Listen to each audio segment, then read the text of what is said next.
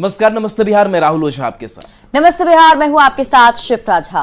बढ़ेंगे खबरों की ओर। 2 सीट पर कांग्रेस उम्मीदवार तय किए गए हैं। किशनगंज से मोहम्मद जावेद चुनाव लड़ेंगे तो कटिहार से तारिक अनवर कांग्रेस उम्मीदवार होंगे। वहीं भागलपुर में 2 नेताओं के बीच खींचतान जारी है। अजीत शर्मा और प्रवीण कुशवाहा के बीच होड़ मची हुई है। चुनाव समिति ने अंतिम फैसले के लिए पार्टी अध्यक्ष मल्लिकार्जुन खड़गे को अधिकृत कर दिया गया है। तो 4 अप्रैल तक दूसरे चरण की सीटों के लिए नामांकन होना है और कटिहार से तारिक अनवर, और इस बीच भागलपुर में 2 नेताओं के बीच खींचतान है। अजीत शर्मा और प्रवीण कुशवाहा के बीच होड़ नजर आ रही है और अंतिम फैसला इस पर मल्लिकार्जुन खड़गे को लेना है। तो भागलपुर से अजीत शर्मा और प्रवीण कुशवाहा के बीच तनातनी देखने को मिल रही है। हालांकि इस मसले पर मल्लिकार्जुन खड़गे को फाइनल फैसला लेना है किशनगंज से, और कटिहार से अगर बात करें तो तारिक अनवर यहां से चुनावी मैदान में होंगे।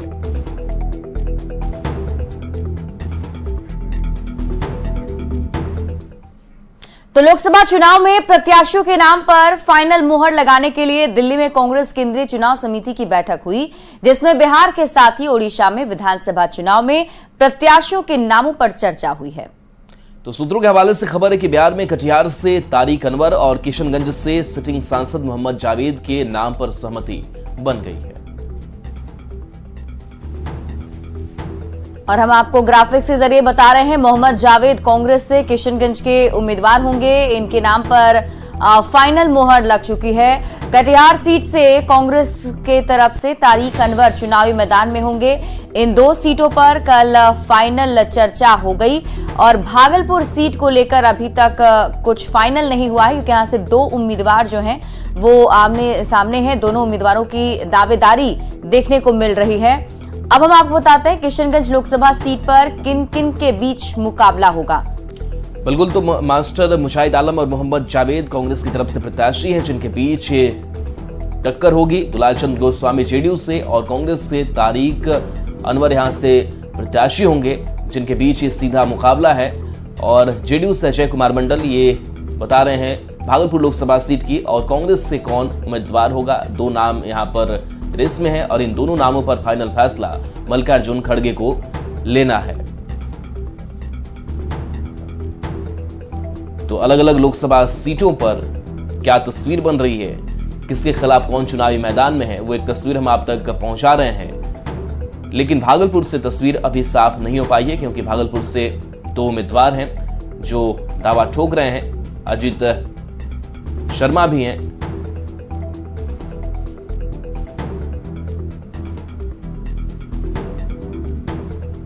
लेकर केंद्रीय चुनाव समिति की आज बैठक हुई है। 3 सीटों को लेकर चर्चा हुई है। हमारे साथ शकील अहमद खान जी हैं, वरिष्ठ नेता हैं। सर, अब 3 सीटों को लेकर चर्चा हुई है, पहले से ये जानकारी थी, कब तक नाम अनाउंस हो सकता है?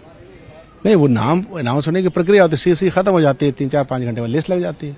सर, सेकंड फेज की ये 3 सीटें हैं, बाकी और सीटों के लिए चूंकि अब बाद में होगी सीसी। सर, फ्रेंडली फाइट की बात की जा रही थी, कुछ सीटें ऐसी है जहाँ उसका तो कहीं कोई जिक्र नहीं है आज की सीसी में। सर नहीं, क्यों जिक्र होगा? सीसी में इन सब चीजों का जिक्र नहीं होता। शकील अहमद खान थे, जिनका साफ तौर पर कहना है फ्रेंडली फाइट का कोई जिक्र नहीं हुआ है। 3 सीटों को लेकर चर्चा हुई है और उनका नाम अब आज के बाद कभी भी अनाउंस हो सकता है। सहयोगी प्रकाश के साथ शिवम प्रताप, पेट्रो की टीम, दिल्ली। बिहार कांग्रेस के पूर्व अध्यक्ष अनिल शर्मा ने पार्टी की प्राथमिक सदस्यता से इस्तीफा दे दिया है। अनिल शर्मा ने कहा कि कांग्रेस में आंतरिक लोकतंत्र खत्म हो चुका है। इतना ही नहीं, सोनिया गांधी को भी उन्होंने कम्युनल लीडर बता दिया। अनिल शर्मा के इस्तीफे के बाद सियासत तेज हो गई है। किसी भी कांग्रेस के कार्यकर्ता से पूछिएगा तो अकेले में ही कहेगा कि लोकतंत्र नहीं है, इसलिए कि वहां पर सर्वानुमति के नाम पर, कंसेंसस के नाम पर सारा काम चल रहा है। लोकसभा चुनाव में पहले फेज की वोटिंग से पहले कांग्रेस को एक बड़ा झटका लगा है। बिहार कांग्रेस के पूर्व अध्यक्ष अनिल शर्मा ने पार्टी से इस्तीफा दे दिया। इस्तीफे के बाद अनिल शर्मा ने कांग्रेस पर जोरदार हमला बोला। अनिल शर्मा ने कहा है कि कांग्रेस में आंतरिक लोकतंत्र खत्म हो चुका है। इतना ही नहीं, सोनिया गांधी को भी कम्युनल लीडर बता दिया है। किसी भी कांग्रेस के कार्यकर्ता से पूछिएगा तो अकेले में ही कहेगा कि लोकतंत्र नहीं है, इसलिए कि वहां पर सर्वानुमति के नाम पर, कंसेंसस के नाम पर सारा काम चल रहा है।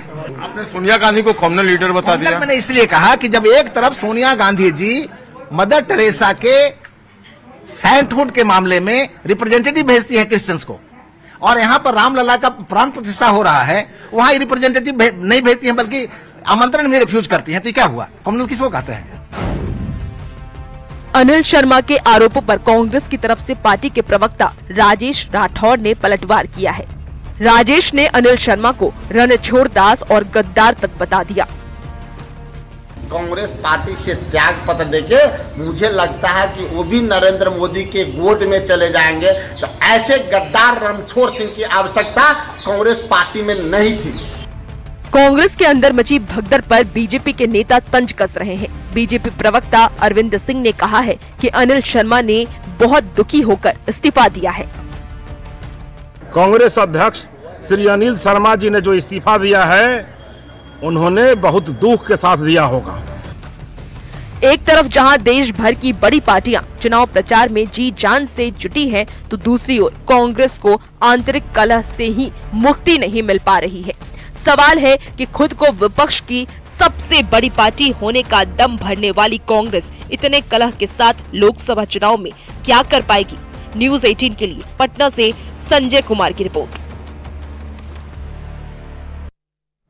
मोतिहारी में एक आरजेडी नेता पर दबंगई का आरोप लगा है और इस दौरान लोगों ने आरजेडी के महासचिव शाश्वत गौतम को घेर लिया और उनसे उलझ पड़े। इस दौरान भीड़ और आरजेडी नेता के बीच हाथापाई की नौबत आ गई और एक दो थप्पड़ भी चले। बताया जा रहा है कि आरजेडी के महासचिव शाश्वत गौतम चोरमा मार्केट की बिजली कनेक्शन काटे जाने को लेकर नाराज थे, जिसके बाद वे बिजली विभाग के कर्मचारी से बात करने जा रहे थे।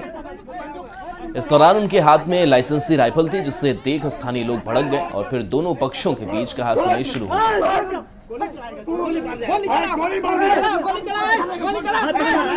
तो वहीं लोगों का आरोप है कि इस दौरान आरजेडी नेता ने बंदूक लहराकर विरोध करने वालों को डराने धमकाने की कोशिश की, जिससे लोगों का गुस्सा और भी ज्यादा भड़क गया और लोग सीधे शाश्वत गौतम से ही उलझ पड़े। इसका वीडियो सोशल मीडिया पर वायरल हो रहा है। काफी देर तक चले हाई वोल्टेज ड्रामे के बाद पुलिस ने बीच बचाव किया, तब जाकर मामला शांत हुआ। हालांकि इस पूरे मामले में न्यूज़ 18 ने आरजेडी नेता से बात कर उनका पक्ष जानने की कोशिश की, लेकिन उन्होंने इस पर कुछ भी कहने से इनकार कर दिया।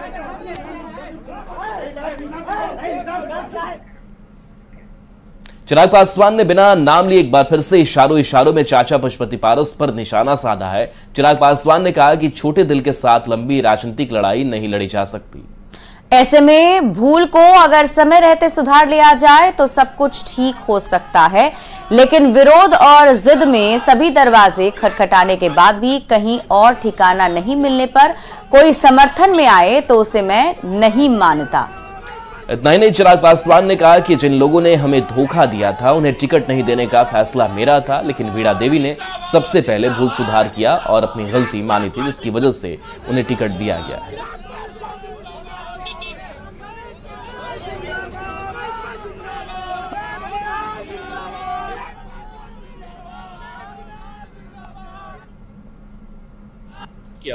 राजनीति में एक बड़ा दिल रखना भी जरूरी है। जब आप लंबी राजनीति की सोच रखते हैं, छोटे दिल के साथ लंबी राजनीतिक लड़ाई नहीं लड़ी जा सकती। ऐसे में हर वो व्यक्ति, भूल इंसान से ही होती है, बट अगर उस भूल को समय रहते सुधार लिया जाए, ऐसा नहीं कि भैया सारे दरवाजे खटखटा दिए और अब कहीं रास्ता नहीं मिल रहा तो आप समर्थन देने की बात करते हैं, इसको मैं नहीं मानूंगा। पर हाँ, जो समय रहते जो वापस आ गए, और हाँ इतना मैं पुनः बोलता हूँ, वीणा जी यहाँ हैं और मैं संभवतः उम्र भर इनसे वो शिकायत रखूंगा कि आपने ऐसा क्यों किया था, पर आज अभी आई हैं और मुझे उम्मीद ही नहीं, विश्वास है कि पार्टी ने जो फैसला लिया है, आज की तारीख में पार्टी से ऊपर कोई नहीं होता। आज की तारीख में जिस तरीके से, और मैं तमाम अपने उन संभावित प्रत्याशियों का भी मैं आभार प्रकट करता हूं, जिनकी उम्मीदें थी, जिनकी अपेक्षाएं थी, पर उन्होंने भी बहुत विनम्रता से उन्होंने पार्टी के इस फैसले को कबूला। उन्होंने इस बात को समझा कि मात्र 5 सीटों पर 50 लोगों को नहीं समाहित किया जा सकता। उन्होंने पार्टी पे विश्वास रखते हुए, कल दिन भर मेरी सबसे लगभग बातचीत हुई है, जिन जिन लोगों को भी, जिनके नाम संसदीय बोर्ड के द्वारा प्रस्तावित थे, जिन पर हम लोग चर्चा कर रहे थे, उन तमाम लोगों ने भी पार्टी के इस फैसले का समर्थन किया है। अब के बाद बिना इन सवाल जवाबों में उलझे हुए पार्टी पूरी तरीके से 5 की 5 सीटें जीतने के प्रति मैं इस बात को कबूल करता हूं।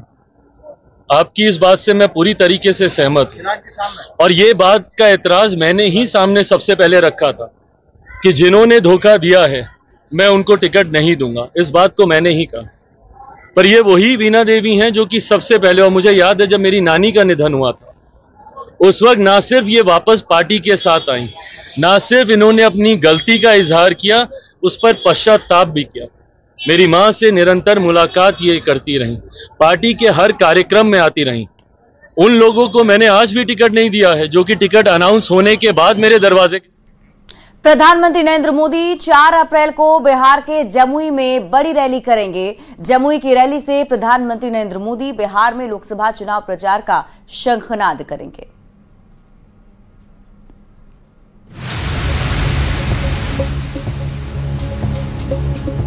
चिराग पासवान खुद को पीएम मोदी का हनुमान कहते हैं। पीएम मोदी भी अपने हनुमान यानी चिराग पासवान का पूरा ख्याल रखते हैं। तभी तो चिराग पासवान की सीट रही जमुई से ही प्रधानमंत्री बिहार में 2024 के लोकसभा चुनाव प्रचार का शंखनाद करने जा रहे हैं। चुनाव के ऐलान के बाद पीएम मोदी का ये पहला बिहार दौरा होगा, वो भी जमुई में, जिसको लेकर चिराग पासवान बेहद उत्साहित है। मेरे लिए सौभाग्य की और गर्व दोनों की बात है कि जब प्रधानमंत्री मेरे राज्य में चुनावी प्रचार की शुरुआत करने जा रहे हैं तो वो मेरी ही कर्मभूमि से वो शुरुआत कर रहे हैं, जहां से इस बार चुनाव अरुण भारती जी लड़ रहे हैं। 4 तारीख को ये कार्यक्रम तय हुआ है। 4 अप्रैल को प्रधानमंत्री जी जमुई आएंगे और वहां से अपने चुनाव प्रचार की शुरुआत करेंगे। जमुई सीट पर एनडीए के प्रत्याशी के तौर पर एलजेपीआर के अरुण भारती मैदान में हैं, जिनका सीधा मुकाबला आरजेडी की अर्चना रविदास से है। बता दें कि बिहार में पहले चरण में 4 सीटों गया, औरंगाबाद, नवादा और जमुई में चुनाव है, जहां 19 अप्रैल को मतदान होगा। पीएम मोदी जमुई में रैली कर आसपास के कई सीटों को साधने की कोशिश करेंगे। Bureau report, news 18। दिल्ली के रामलीला मैदान में इंडिया अलायंस की बड़ी रैली हुई। मंच पर 27 दलों के नेता मौजूद रहे। विपक्षी नेताओं ने पीएम मोदी पर जोरदार हमला बोला तो उत्तर प्रदेश के मेरठ से पीएम मोदी ने अकेले ही पूरे विपक्ष को जवाब दिया और एक बार फिर से भ्रष्टाचार का जिक्र कर विपक्ष पर जोरदार पलटवार किया।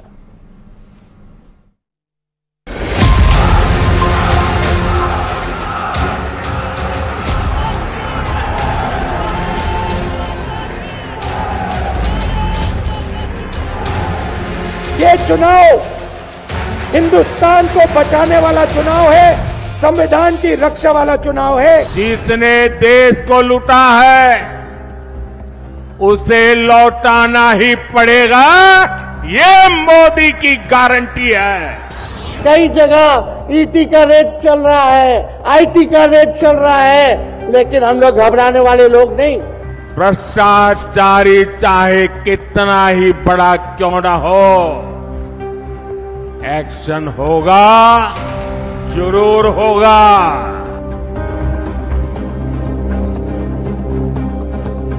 रविवार का दिन चुनावी रैलियों के नाम रहा। दिल्ली में इंडी अलायंस के नेताओं का जमघट लगा तो मेरठ की धरती से पीएम मोदी ने हुंकार भरी। 2024 का चुनाव विकसित भारत बनाने के लिए है।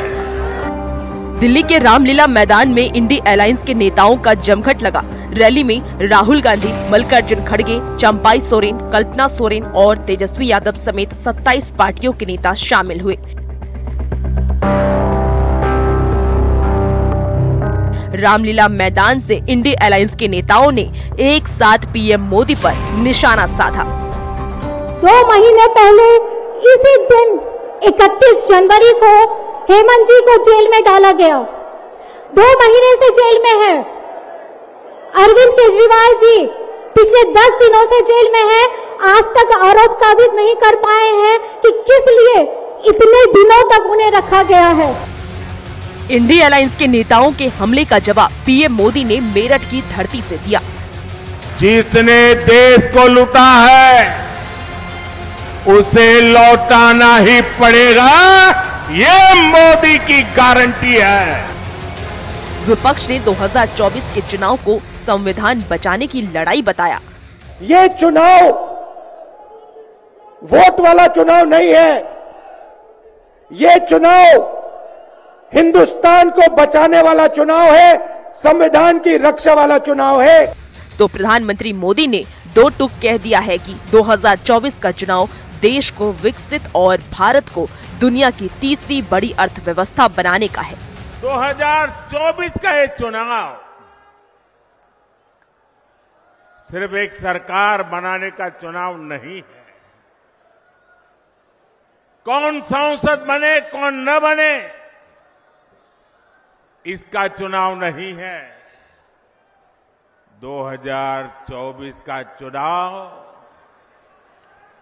विकसित भारत बनाने के लिए है। मेरठ की धरती से पीएम मोदी ने एक बार फिर 400 पार का नारा दोहराया। आज पूरा देश कह रहा है तीसरी बार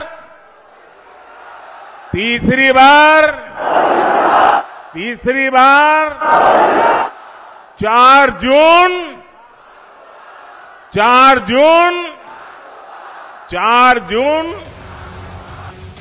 2024 के लोकसभा चुनाव का माहौल तीखा होता जा रहा है और बड़ी रैलियों के जरिए दोनों गठबंधन के नेता एक दूसरे को जवाब दे रहे हैं। Bureau report, news 18। दिल्ली में इंडिया अलायंस की लोकतंत्र बचाओ रैली हुई। आरजेडी की तरफ से रैली में शामिल तेजस्वी यादव ने एक बार फिर जांच एजेंसियों के दुरुपयोग का आरोप लगाया, जिस पर बीजेपी की तरफ से नित्यानंद राय और सम्राट चौधरी ने जबरदस्त पलटवार किया है।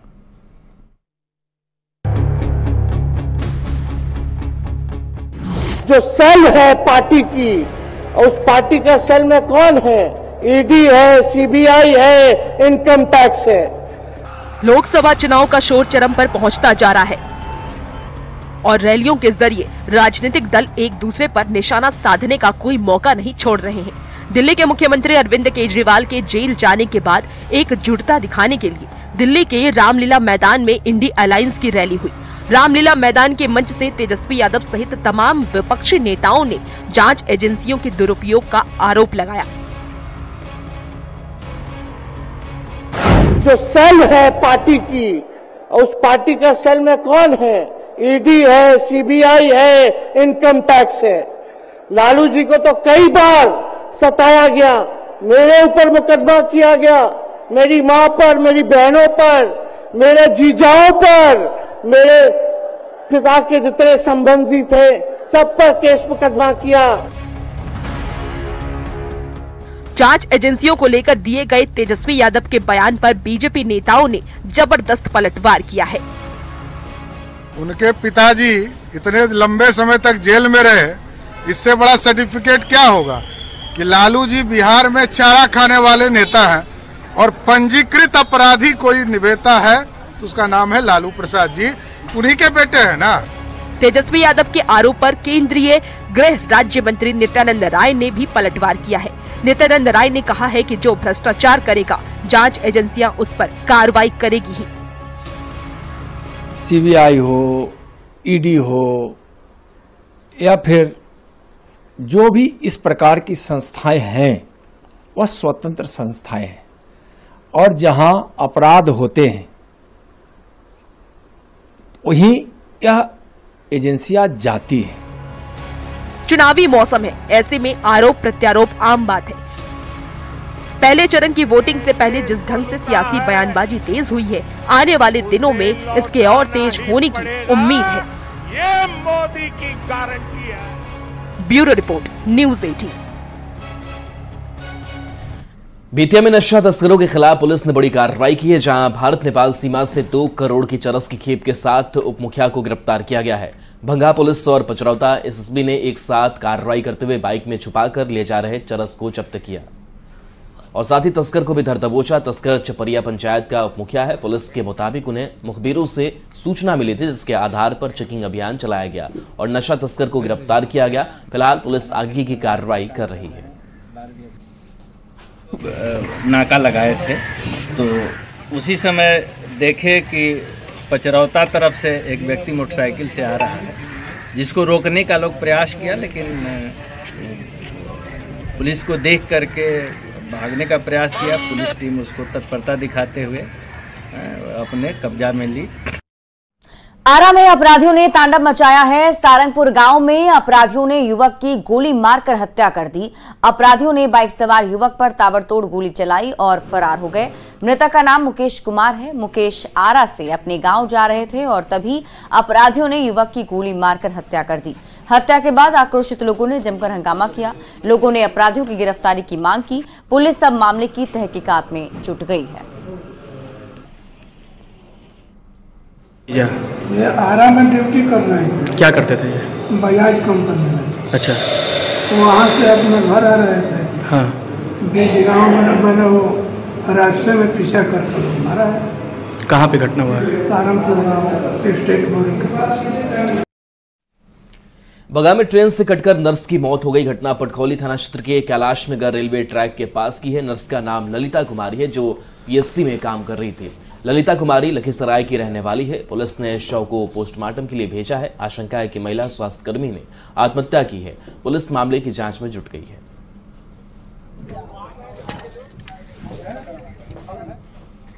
पटना पुलिस ने गोपालपुर में हुए 2 बच्चों की हत्या मामले में मुख्य आरोपी गणेश कुमार को गिरफ्तार कर लिया है।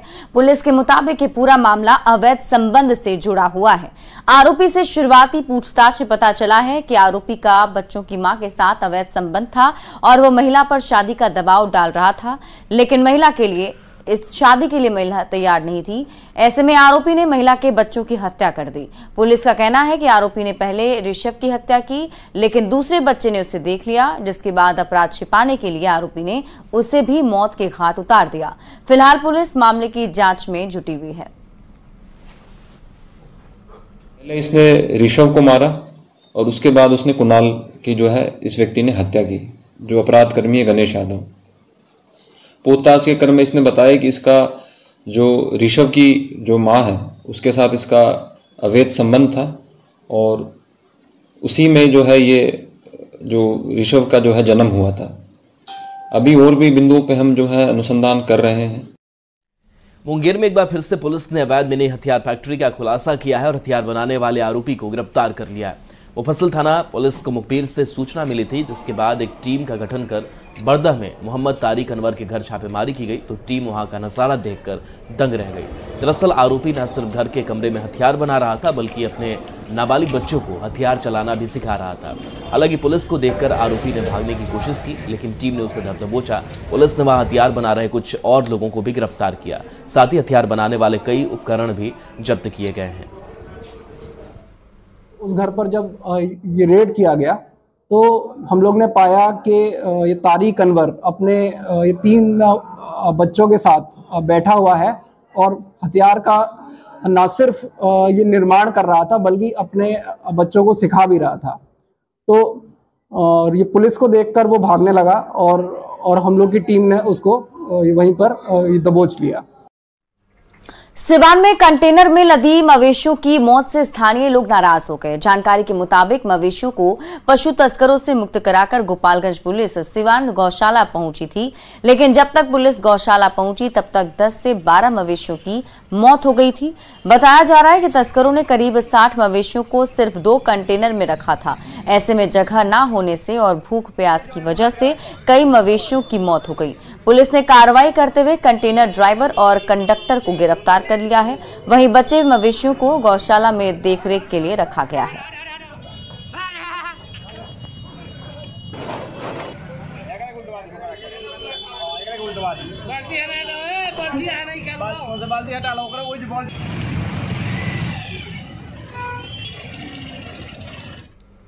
और चलिए ब्रेक का वक्त हो चला है, जल्द वापस आते हैं।